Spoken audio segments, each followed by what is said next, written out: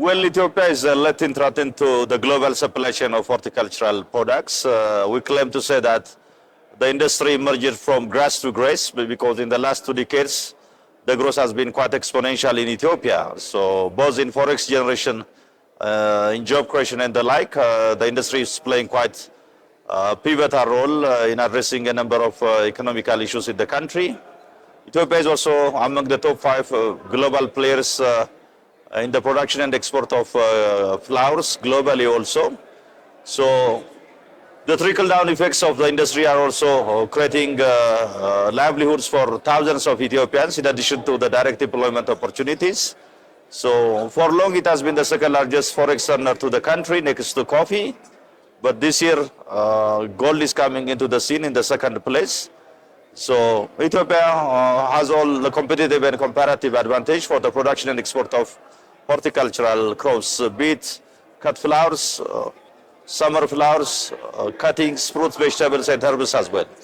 And we are also learning quite a lot from the Kenyan industry as well. We are working closely with our partners in Kenya because globally the market is quite enough for both of us. Europe is a major market destination for both Ethiopia and Kenya, and we are sharing different challenges. If I mention, for example, false Kilimos is labeled as a priority and quarantine based by the European Union. So this has been a challenge for both Ethiopia and Kenya. So we have been cooperating in cross-fertilization of knowledge and experience. In Kenya, they started their engagement back in 2018. So many of the learnings for Ethiopia was drawn from Kenya as well. In our engagement with the European Union also, we have been aligning together, not only cross-fertilizing knowledge and experience. In our engagement with the European Union also, we have been strategizing together in a number of issues as well. You know, the success of the industry is the partnership of the private sector with the government. So we are working closely with the government so as to address a number of challenges in Ethiopia as well.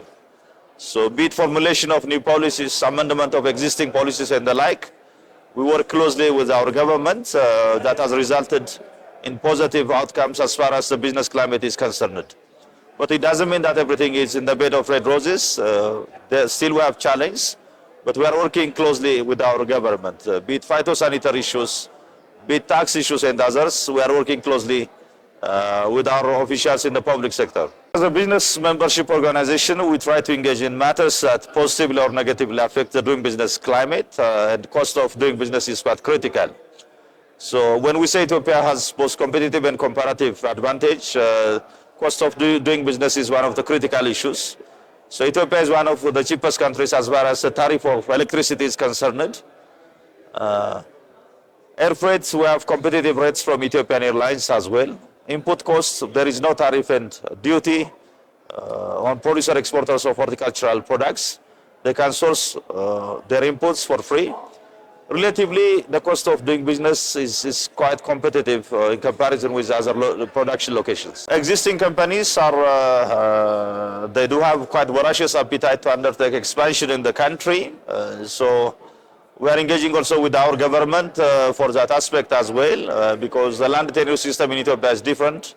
It belongs to the government, so negotiations are going on with the government. New investors are also undertaking feasibility studies. So this is an area.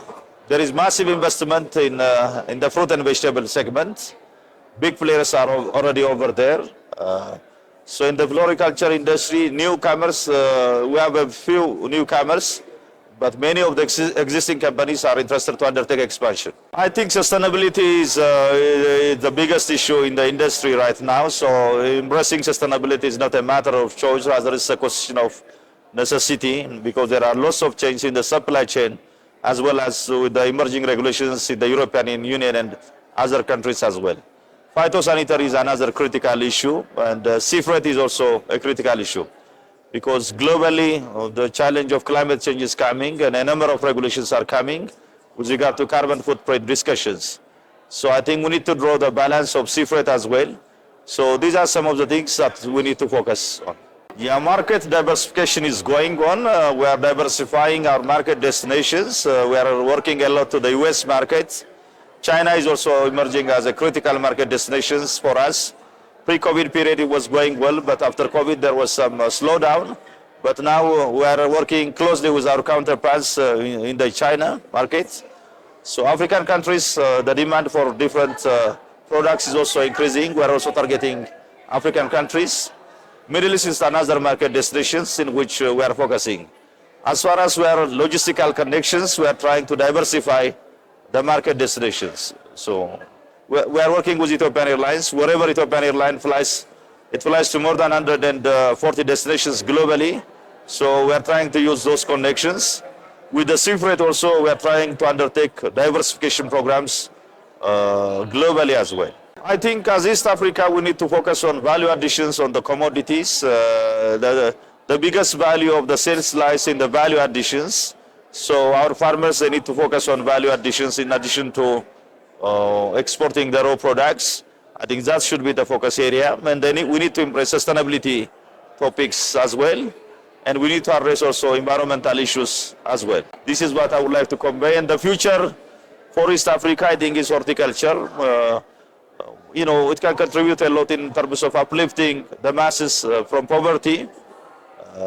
If you look at countries that are good in horticulture, farmers are economically quite good. Their livelihood is in a better shape. So public sector, private sector, and civil society, they need to work in unison to create a better favorable condition for those that are engaged in horticulture production.